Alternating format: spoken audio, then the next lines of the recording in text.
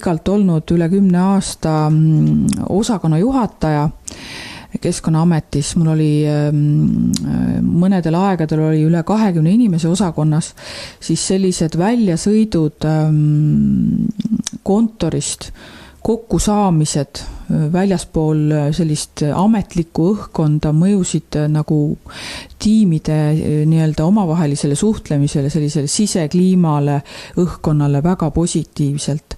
Sest inimesed said tulla ja rääkida ka niisugustel inimlikel teemadel, tööasjadest sai rääkida. Ja kui see keskkond võimaldab ka selliseid matku, selliseid ühiseid liikumisi, võib-olla ka sportlikke tegevusi, siis see on ainult kasuks ühe töökollektiivi nii-öelda tervisele.